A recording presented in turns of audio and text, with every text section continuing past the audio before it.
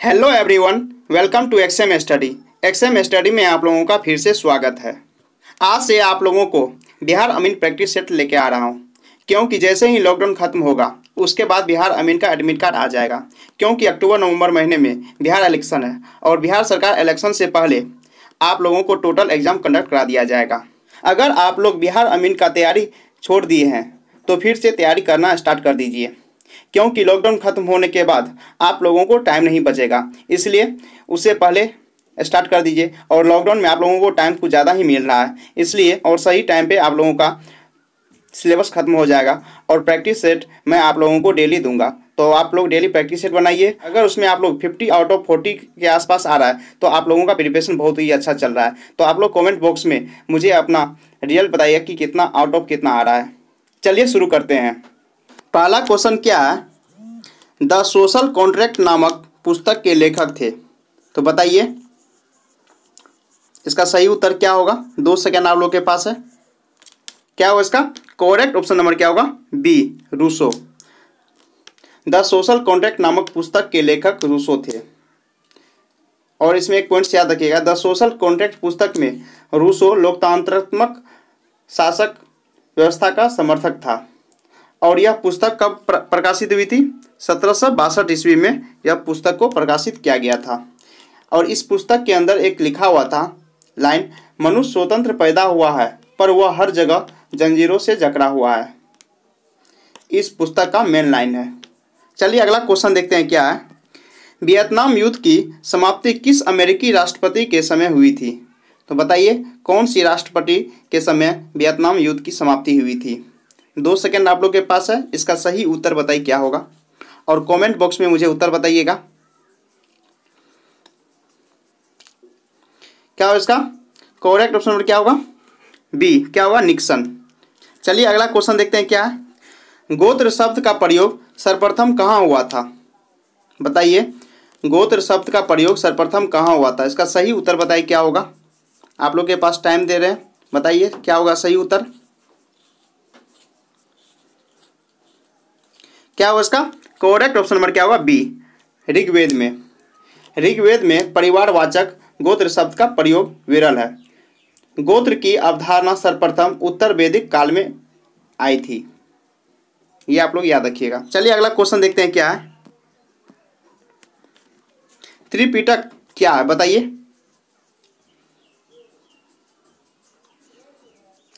बताइए इसका सही उत्तर क्या होगा। त्रिपिटक क्या है? क्या है इसका करेक्ट ऑप्शन नंबर? क्या होगा? डी, बौद्ध साहित्य। अब इसका एक्सप्लेनेशन क्या होगा। बौद्ध साहित्य में महात्मा बुद्ध के ज्ञान प्राप्त करने के समय से महापरिनिर्वाण तक के परिवर्तनों को संग्रहित किया गया था। इन्हीं को त्रिपिटक कहते हैं। इन्हें 3 भागों में बांटा गया था, विनय पिटक, अभिधम्म पिटक और सुत्त पिटक। चलिए अगला क्वेश्चन देखते हैं क्या है। सारनाथ स्तंभ का निर्माण कराया था। बताइए किसके द्वारा सारनाथ स्तंभ का निर्माण कराया गया था। इसका सही उत्तर बताइए क्या होगा। आप लोगों के पास टाइम है, इसका सही उत्तर बताइए क्या होगा।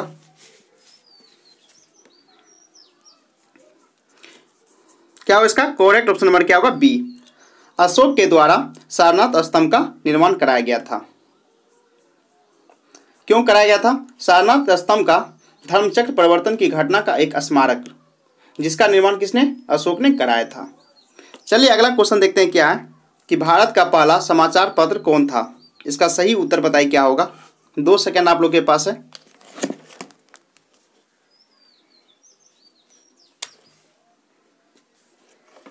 क्या हुआ इसका करेक्ट ऑप्शन नंबर? क्या हुआ? ए। क्या है? The Bengal gazette. वर्ष 1780 ईस्वी में जेम्स अगस्टम हिकिम द्वारा अंग्रेजी भाषा में संपादित बंगाल गजट भारत का पहला समाचार पत्र था। और यह साप्ताहिक पत्र था जिसका प्रकाशन कलकत्ता से होता था। चलिए अगला क्वेश्चन देखते हैं क्या है। भारतीय राष्ट्रीय कांग्रेस के किस अधिवेशन में बाल गंगाधर तिलक ने अभिव्यक्त किया था, स्वराज मेरा जन्मसिद्ध अधिकार है, मैं उसे लेकर रहूंगा।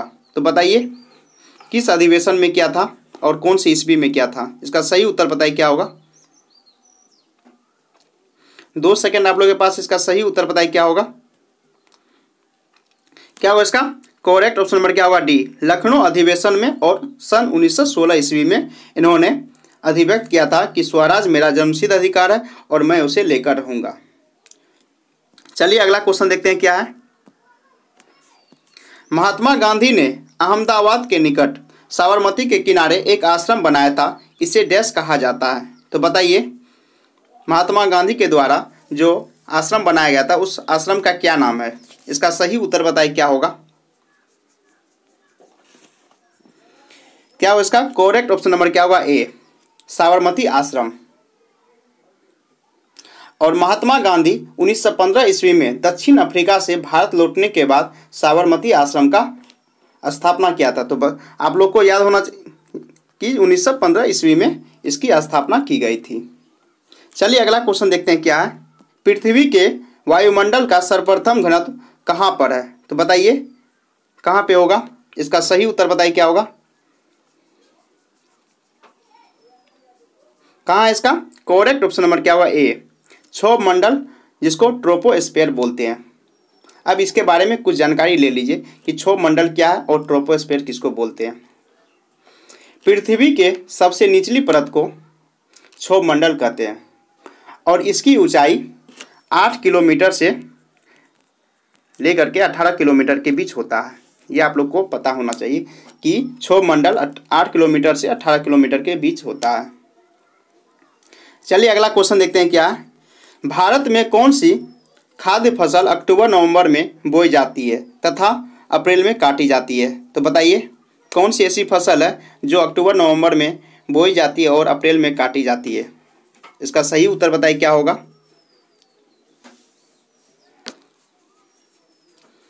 क्या हो इसका करेक्ट ऑप्शन नंबर क्या होगा डी, गेहूं। गेहूं अक्टूबर नवंबर में बोई जाती है और मार्च और अप्रैल में काट ली जाती है। अब इसमें देखिए कुछ पॉइंट्स आप लोगों को बताने जा रहा हूँ। भारत में मुख्यतः 2 प्रकार के फसल होते हैं, एक रबी फसल होती है, एक खरीफ फसल होती है। और रबी फसल के अंदर मुख्य फसल कौन सा है, गेहूं, और खरीफ फसल में मुख्य फसल कौन है, चावल। ये आप लोग याद रखिएगा। चलिए अगला क्वेश्चन देखते हैं क्या है। पाक जल डमरू मध्य निम्न में से किसको अलग करता है। बताइए इसका सही उत्तर बताइए क्या होगा 11 का।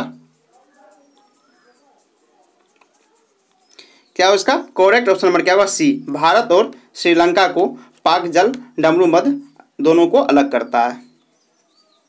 चलिए अगला क्वेश्चन देखते हैं क्या। भारत में उष्णकटिबंधीय सदाबहार वन कहाँ पाए जाते हैं। तो बताइए भारत में उष्णकटिबंधीय सदाबहार वन कहाँ पाए जाते हैं। इसका सही उत्तर बताइए क्या होगा। 12 का करेक्ट ऑप्शन नंबर बताइए क्या होगा। क्या उसका करेक्ट ऑप्शन नंबर क्या होगा ए, केरल में। चलिए अगला क्वेश्चन देखते हैं क्या है। आबू पहाड़ियों का गुरु शिखर किस पर्वत श्रृंखला की सबसे ऊंची चोटी है। तो बताइए कि आबू पहाड़ी का गुरु शिखर किस पर्वत श्रृंखला की सबसे ऊंची चोटी है। इसका सही उत्तर बताइए क्या होगा। 2 सेकंड दे रहे हैं आप लोग का। इसका सही उत्तर बताइए क्या होगा। क्या हो इसका करेक्ट ऑप्शन नंबर क्या होगा डी, अरावली।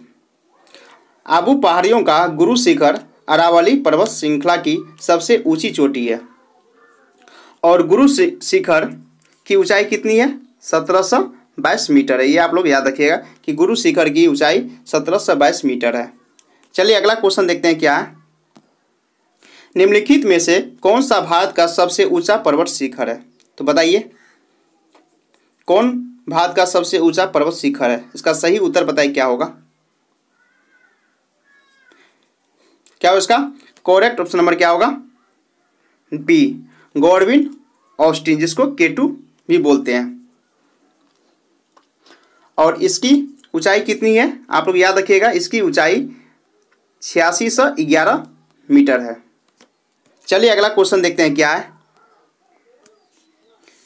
तांबा अयस्कों के लिए विख्यात क्षेत्र खेतरी निम्नलिखित में से किस राज्य में स्थित है। तो बताइए तांबा अयस्कों के लिए विख्यात क्षेत्र खेतरी कौन सी राज्य में स्थित है। इसका सही उत्तर बताइए क्या होगा। 2 सेकंड आप लोग को दे रहे हैं। इसका करेक्ट ऑप्शन नंबर बताइए क्या होगा। क्या होगा इसका करेक्ट ऑप्शन नंबर क्या होगा सी, राजस्थान। खेतरी राजस्थान में अवस्थित है और खेतरी राजस्थान के झुंझुनू वाला जिले में अवस्थित है, जहां क्या है तांबा का विख्यात है। चलिए अगला क्वेश्चन देखते हैं क्या है। अधिकेंद्र शब्द निम्नलिखित में से किससे संबंधित है? इसका सही उत्तर बताइए क्या होगा। अधिकेंद्र शब्द निम्नलिखित में से किससे संबंधित है? इसका सही उत्तर बताइए क्या होगा। 2 सेकंड आप लोग को दे रहे हैं, इसका सही उत्तर बताइए क्या होगा। क्या होगा इसका करेक्ट ऑप्शन नंबर क्या होगा ए, भूकंप। अधिकेंद्र शब्द भूकंप से संबंधित है और भूकंप का अध्ययन सिस्मोलॉजी कहा जाता है। और भूकंप रोधी को मापने का क्या सिस्मोग्राफ से मापते हैं। सिस्मोग्राफ नामक यंत्र के द्वारा भूकंपीय तरंगों को मापा जाता है, ये भी आप लोग याद रखिएगा। चलिए अगला क्वेश्चन देखते हैं क्या है। किसी क्षेत्र में भूमिगत जल स्तर के गिरने का क्या कारण हो सकता है? तो बताइए भूमिगत जल स्तर गिरने का क्या क्या रीजन है। इसका सही उत्तर बताइए क्या होगा। 2 सेकंड आप लोग को दे रहे हैं, इसका सही उत्तर बताइए क्या होगा।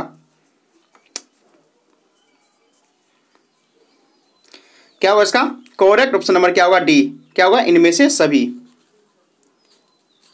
किसी क्षेत्र में भूमिगत जल स्तर गिरने का कारण क्या क्या है? वहां के जनसंख्या में वृद्धि होना, वहां के नलकूपों से अधिक जल का निष्कासन होना, वृक्षों को अधिक कटाई तथा वर्षा कम होना। ये तीनों रीजन जो है भूमिगत जल स्तर को गिरने का सबसे बड़ा रीजन है। चलिए अगला क्वेश्चन देखते हैं क्या है। 1976 के 42वें संविधान संशोधन द्वारा भारतीय संविधान की प्रस्तावना में कौन से नए शब्द जोड़े गए हैं? तो इसका सही उत्तर बताइए क्या होगा कि 42वें संविधान संशोधन के द्वारा भारतीय संविधान के प्रस्तावना में कौन से नए शब्द जोड़े गए हैं? बताइए इसका सही उत्तर क्या होगा। 18 का करेक्ट ऑप्शन नंबर बताइए क्या होगा। 2 सेकंड दे रहे हैं आप लोगों को, इसका सही उत्तर बताइए क्या होगा। क्या हो इसका करेक्ट ऑप्शन नंबर क्या होगा डी, इनमें से सभी। कहने का मतलब धर्मनिरपेक्ष, समाजवाद और अखंडता, ये तीनों शब्द 42वें संविधान संशोधन में भारतीय संविधान की प्रस्तावना में जोड़ा गया था। चलिए अगला क्वेश्चन देखते हैं क्या है। बिहार में पंचायती राज संस्थाएं हैं, तो बताइए पंचायती राज संस्थाएं बिहार में कितनी स्तरीय है? इसका सही उत्तर बताइए क्या होगा।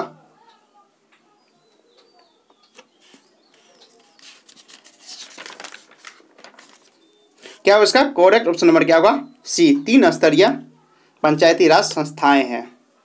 चलिए अगला क्वेश्चन देखते हैं क्या है।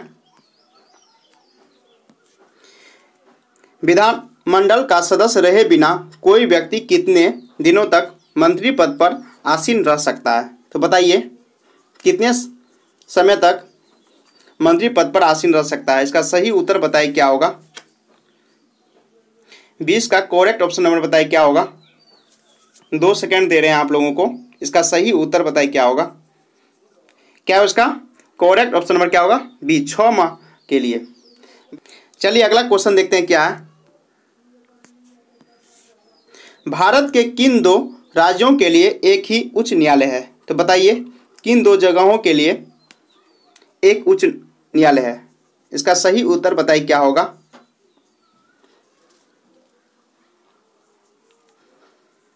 क्या हो इसका करेक्ट ऑप्शन नंबर क्या होगा बी, हरियाणा और पंजाब। हरियाणा और पंजाब राज्यों के लिए एक ही उच्च न्यायालय है। इसमें एक पॉइंट्स आप लोग याद रखिएगा कि भारत में वर्तमान में 25 उच्च न्यायालय है। भारत में कितना टोटल उच्च न्यायालय है? 25 उच्च न्यायालय है, ये भी आप लोग याद रखिएगा। और एक पॉइंट्स और याद रखिएगा, भारत का सबसे बड़ा उच्च न्यायालय इलाहाबाद उच्च न्यायालय है, जो जिसकी स्थापना कब हुई थी? 1866 ईस्वी में हुई थी। क्या है नेक्स्ट क्वेश्चन। भारत की संविधान सभा किसके अनुसार गठित की गई है? इसका सही उत्तर बताइए क्या होगा। 2 सेकंड दे रहे हैं, इसका सही उत्तर बताइए क्या होगा। क्या हो इसका करेक्ट ऑप्शन नंबर क्या होगा डी, किसके द्वारा? मंत्रिमंडलीय शिष्टमंडल योजना, जिसको कैबिनेट मिशन योजना, इसके तहत गठन किया गया है। चलिए अगला क्वेश्चन देखते हैं क्या 23 क्वेश्चन। राष्ट्रीय विकास परिषद के अध्यक्ष के रूप में कौन कार्य करता है? इसका सही उत्तर बताइए क्या होगा। क्या है क्वेश्चन, राष्ट्रीय विकास परिषद के अध्यक्ष के रूप में कौन कार्य करता है? क्या होगा इसका करेक्ट ऑप्शन नंबर क्या होगा ए, प्रधानमंत्री। राष्ट्रीय विकास परिषद के अध्यक्ष के रूप में प्रधानमंत्री होते हैं। और एनडीसी की स्थापना 6 अगस्त 1952 ईस्वी को की गई थी। ये आप लोग याद रखिएगा। और एक पॉइंट्स और याद रखिएगा, नीति आयोग के अध्यक्ष भी प्रधानमंत्री होते हैं। ये भी पॉइंट्स याद रखिएगा कि नीति आयोग के अध्यक्ष प्रधानमंत्री होते हैं। चलिए अगला क्वेश्चन देखते हैं। क्या कृषि के क्षेत्र में सामान्यतः किस प्रकार की बेरोजगारी पाई जाती है? तो 24 का सही उत्तर बताइए क्या होगा। 2 सेकंड दे रहे हैं आप लोगों को, इसका सही उत्तर बताइए क्या होगा। क्या होगा इसका करेक्ट ऑप्शन नंबर क्या होगा ए, क्या छिपी हुई बेरोजगारी। कृषि के क्षेत्र में सामान्यतः छिपी हुई बेरोजगारी होती है। चलिए अगला क्वेश्चन देखते हैं। क्या 25 क्वेश्चन, स्वास्थ्य की सुविधा प्रदान करना किसका दायित्व बनता है? इसका सही उत्तर बताइए क्या होगा। 25 का करेक्ट ऑप्शन बताइए क्या होगा। स्वास्थ्य की सुविधा प्रदान करना किसका दायित्व बनता है? क्या हो इसका करेक्ट ऑप्शन नंबर क्या होगा सी, सरकार के द्वारा। और यह किस अनुच्छेद में है? अनुच्छेद याद रखिएगा कि अनुच्छेद 47 के तहत चिकित्सा सुविधा उपलब्ध कराना भारतीय सरकार की पहल है। अगर वीडियो अच्छा लगा हो तो प्लीज़ कीजिएगा, क्योंकि मैं आप लोगों को डेली बिहार अमीन प्रैक्टिस सेट लेके आता रहूँगा। तो अपनों दोस्तों को भी हेल्प कीजिए, क्योंकि जैसे ही लॉकडाउन एंड होगा उसके बाद बिहार अमीन का एडमिट कार्ड आ जाएगा और उसका एग्ज़ाम हो जाएगा। इसलिए आप लोगों को लॉकडाउन के बाद टाइम नहीं मिलेगा, इसलिए अभी से प्रिपरेशन स्टार्ट कर दीजिए। चलिए अगला क्वेश्चन देखते हैं। क्या पूंजीवादी अर्थव्यवस्था की मूल विशेषता है? तो बताइए पूंजीवादी अर्थव्यवस्था की मूल विशेषता क्या है? 26 का सही उत्तर बताइए क्या होगा। क्या होगा इसका करेक्ट ऑप्शन नंबर क्या होगा डी, उत्पादन के साधनों का निजी स्वामित्व। चलिए अगला क्वेश्चन देखते हैं। क्या विश्व स्वास्थ्य संगठन WHO का मुख्यालय किस नगर में स्थित है? इसका सही उत्तर बताइए क्या होगा। वर्ल्ड हेल्थ ऑर्गेनाइजेशन का मुख्यालय किस नगर में स्थित है? इसका सही उत्तर बताइए क्या होगा। 2 सेकंड आप लोग को है, इसका सही उत्तर बताइए क्या होगा। क्या उसका करेक्ट ऑप्शन नंबर क्या होगा सी, जेनेवा में। WHO का मुख्यालय जेनेवा में स्थित है। और ये भी याद रखिएगा WHO का स्थापना 7 अप्रैल 1948 ईस्वी में हुई थी। और एक पॉइंट्स और याद रखिएगा कि 7 अप्रैल को ही विश्व स्वास्थ्य दिवस मनाते हैं। चलिए अगला क्वेश्चन देखते हैं। क्या नाबार्ड का मुख्य कार्य क्या है? इसका सही उत्तर बताइए क्या है। नाबार्ड का मुख्य कार्य क्या है? इसका सही उत्तर बताइए क्या है। 2 सेकंड आप लोग के पास, इसका सही उत्तर बताइए क्या है। क्या हो इसका करेक्ट ऑप्शन नंबर क्या होगा बी, ग्रामीण शाख संचालन करना। नाबार्ड का मुख्य कार्य ग्रामीण शाख संचालन करना होता है। और नाबार्ड कृषि क्षेत्र का सर्वोच्चम संगठन है। और इसके बाद ये याद रखिएगा कि नाबार्ड की स्थापना 12 जुलाई 1982 ईस्वी को हुई थी। ये पॉइंट्स आप लोग याद रखिएगा। चलिए अगला क्वेश्चन देखते हैं। क्या है अर्धचालकों का प्रयोग डैश बनाने के लिए किया जाता है? तो बताइए अर्धचालकों का प्रयोग किसको बनाने के लिए किया जाता है? इसका सही उत्तर बताइए क्या होगा। 29 का क्या हो इसका करेक्ट ऑप्शन नंबर क्या होगा ए, ट्रांजिस्टर। अर्धचालकों का प्रयोग ट्रांजिस्टर बनाने के लिए किया जाता है। चलिए अगला क्वेश्चन देखते हैं। क्या डैश 2 वस्तुओं के मध्य परस्पर क्रिया होती है? तो बताइए 2 वस्तुओं के बीच कौन सी क्रिया होती है? इसका सही उत्तर बताइए क्या होगा। 30 का करेक्ट ऑप्शन नंबर बताइए क्या होगा। क्या होगा करेक्ट ऑप्शन नंबर क्या होगा डी, बल। बल 2 वस्तुओं के बीच परस्पर क्रिया होती है। अब देखिए बल के बारे में, क्या बल का SI मात्रक क्या होता है, न्यूटन होता है। ये आप लोग याद रख लीजिएगा। और बल इक्वल टू क्या होता है, मास इंटू एक्सीलरेशन होता है, फोर्स का क्या होता है, force equal to mass into acceleration होता है। ये भी पॉइंट्स आप लोग याद रख लीजिएगा। और प्रथम क्या न्यूटन्स के प्रथम नियम को गैलीलियो का नियम या जड़त्व के नियम भी कहते हैं। ये भी पॉइंट्स आप लोग याद रख लीजिएगा। 2-3 पॉइंट्स मैं आप लोगों को बताया, ये पॉइंट्स किसी न किसी एग्जाम में पूछा गया है, इसलिए मैं आप लोगों को बता रहा हूँ।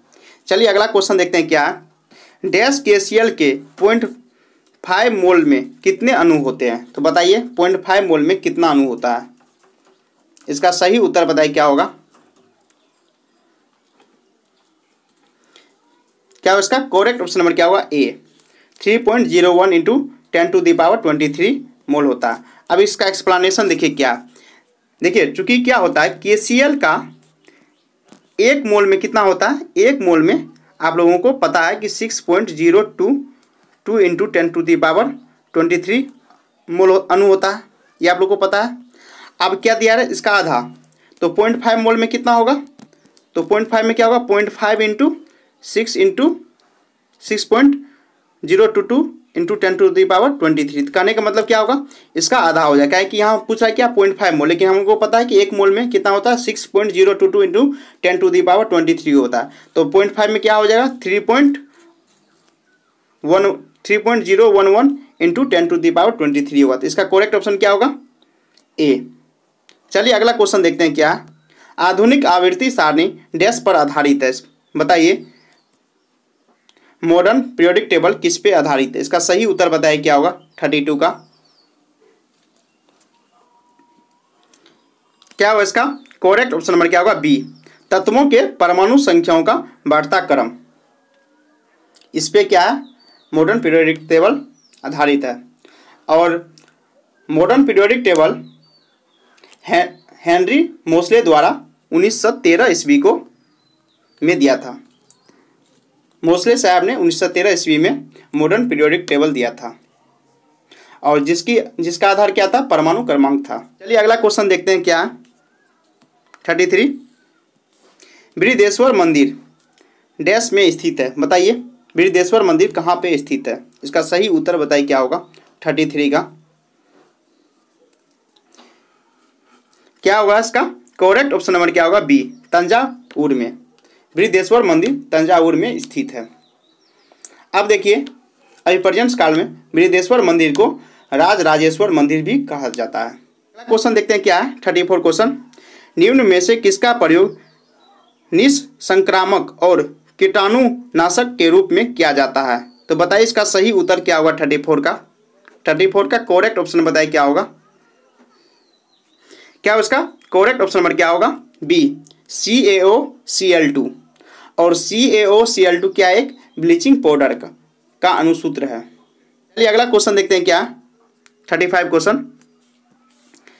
पित्त के कार्य को डैश कहा जाता है? तो बताइए पित्त के कार्य को क्या कहा जाता है? 35 का सही उत्तर बताइए क्या होगा।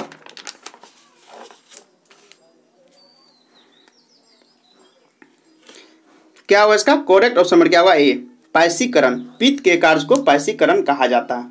और एक पॉइंट्स और याद रखिएगा, पित्त यकृत से स्त्रावित होता है और इसका pH कितना होता है 7.7 होता है। ये भी आप लोग याद रख लीजिएगा कि पित्त का pH 7.7 होता है।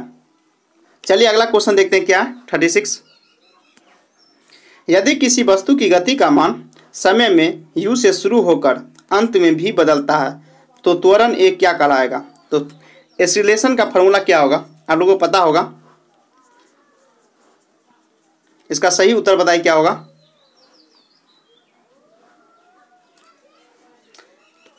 क्या होगा इसका करेक्ट ऑप्शन नंबर क्या होगा? ए v-u/t। क्योंकि v क्या होता है u+at होता है। आप लोगों को पता है v क्या था u+at। हम लोग को एक्सीलरेशन पता करना है, क्वेश्चन में एक्सीलरेशन पूछ रहा है तो क्या होगा, तो v-u क्या होगा 80। तो यहाँ क्या होगा एक्सीलरेशन क्या हो जाएगा, यहाँ पे एक्सीलरेशन क्या हो जाएगा a क्या होगा v-u/t। तो ऑप्शन क्या है, ऑप्शन नंबर ए में v-u/t दिया है। तो इसका सही उत्तर ऑप्शन नंबर ए होगा। चलिए अगला क्वेश्चन देखते हैं क्या 37। यदि 1 kg द्रव्यमान की वस्तु की चाल डैश हो तो उसकी गतिज ऊर्जा 1 जूल होगी। तो बताइए वस्तु की चाल क्या होगी जिससे उसका काइनेटिक एनर्जी 1 जूल हो जाएगा। और उसका द्रव्यमान 1 द्रव्यमान दिया हुआ है, 1 kg दिया हुआ है। इसका सही उत्तर बताइए क्या होगा। इसका यहाँ क्या पूछ रहा है, इसका चाल पूछ रहा है। इसका सही उत्तर बताइए क्या होगा 37 का। आप लोगों को इसके लिए 5 सेकंड दे रहे हैं क्योंकि न्यूमेरिकल क्वेश्चन है। न्यूमेरिकल क्वेश्चन में क्वेश्चन बना करके बताइए इसका सही उत्तर क्या होगा।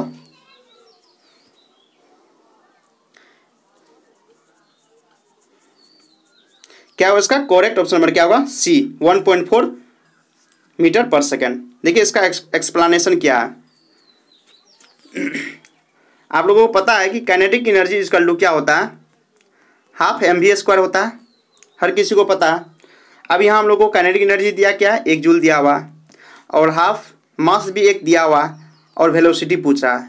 तो यहाँ क्या आ जाएगा, वेलोसिटी इक्वल टू क्या आ जाएगा √2 और √2 का वैल्यू क्या था 1.414 होता है। तो इसका आंसर क्या हो गया 1.4 मीटर पर सेकेंड हो गया। तो ऑप्शन नंबर क्या होगा सी करेक्ट ऑप्शन होगा।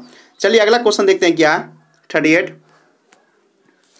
धातुएं डैश में पाई जाती है, बताइए धातुएं कहाँ पाई जाती है। 38 का सही उत्तर बताइए क्या होगा।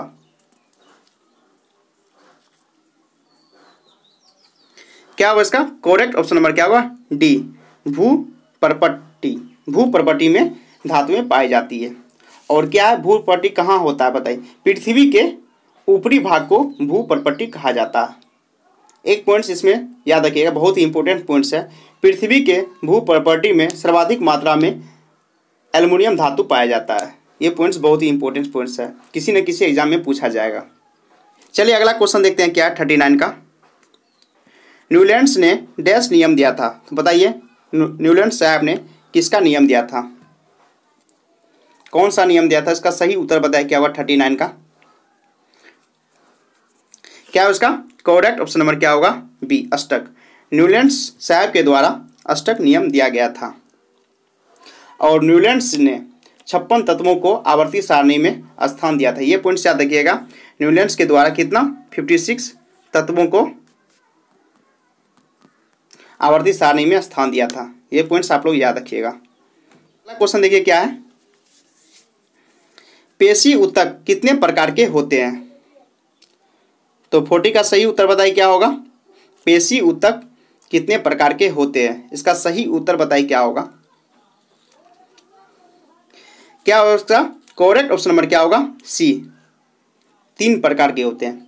तो पेशी ऊतक 3 प्रकार के होते हैं, कौन कौन होते हैं ये भी आप लोग याद कर लीजिए। पेशी ऊतक के प्रकार, पहला क्या ऐच्छिक ऊतक, पहला क्या ऐच्छिक ऊतक, दूसरा क्या अनैच्छिक ऊतक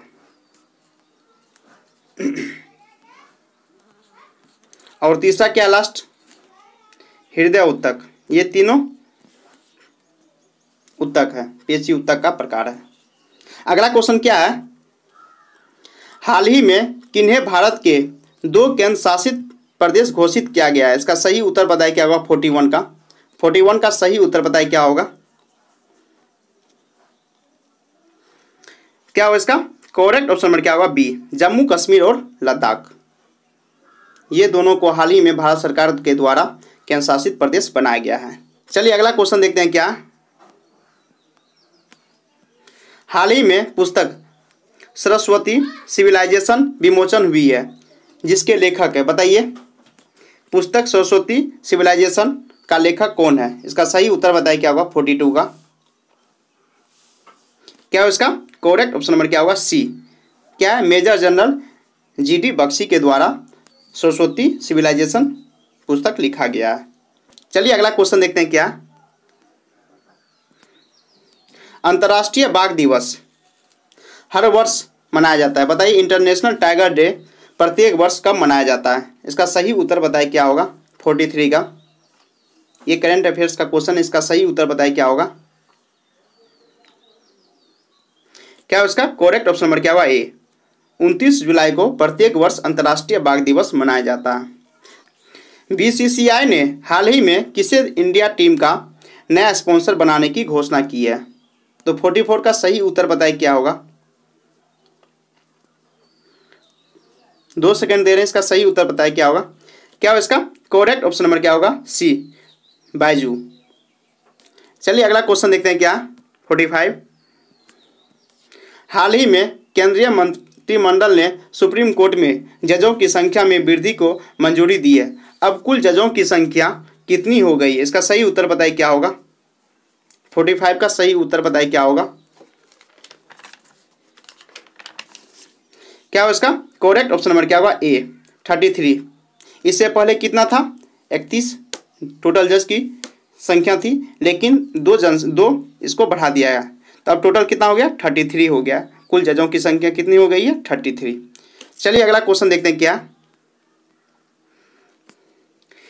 निम्न वाक्यों में से कौन सा वाक्य शुद्ध है? तो बताइए, 4 ऑप्शन दिया हुआ है, 4 ऑप्शन में से बताइए कौन सा ऑप्शन का वाक्य शुद्ध है। 46 का सही उत्तर बताइए क्या होगा?